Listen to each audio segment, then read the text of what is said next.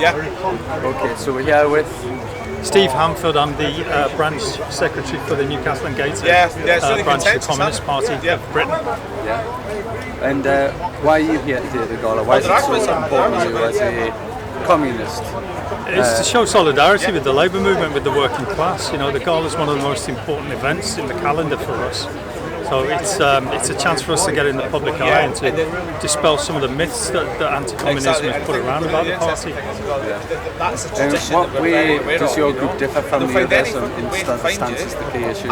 Well, we're principled, and we believe in a theory which is close to what Marx and Lenin wrote, and it's still relevant today. And we're non-sectarian, so we believe in a broad-fronted approach to resist some of the things that capitalism attempts to do to us or has to do to us to maintain its profit margins. You won't get resistance or coherent resistance unless you have a theoretical base and people willing to lead it, and that's what the party does. Yeah. Yes, no, it's been a long time what is your stance on previous incarnations of socialism? We were having a nightmare. Everything's sorted now. We've got solutions and manifesto, Cuba, and solutions manifesto. I can't speak for those countries because they have to build socialism under their own circumstances, under their own economic situations. What we aim to do is to build socialism under British circumstances. You know, after 150, 200 years of imperial history, it's a big ask, but it's a very, very different ask in a developed economy, a developed capitalist economy, than it would be in a Cuban or a Soviet economy in the 1920s, for example, where there's a large peasant population. None of that pertains. You know, we're not in the middle of a World War I or II. So it's a very different set of circumstances for us than it are for those. So I can't speak for those countries. So you see our country, maybe Britain, is a more proletarianised country than those. You feel it is a better chance for true communism or true socialism in this country? Are we more proletarianised? In some ways, because we have a developed capitalist economy. We are proletarianised. So the strategy for that has to be broad.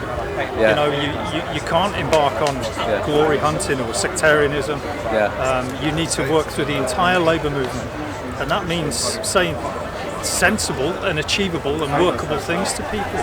People they don't get up day to day and think about, you know, imperialism or monopoly capitalism. They're worried about their rent, where they can pay their food bills, where they can pay their mortgage, or they're going to have their house repossessed, whether they're going to have a job the next day, whether they've been pushed out of a job, whether they've been atomised and stopped from joining unions, whether someone's going to get on the phone to them and say, unless you go into work today during the strike, we'll sack you or put you in jail. You know, that's how we need to speak to people about their everyday concerns. And what are your thoughts on the recent strike wave that seems to have petered out? It was building towards a general strike last year, and that didn't quite happen. Why do you think that was? And what do you think it would take to rekindle that firestorm? I don't think it has gone out.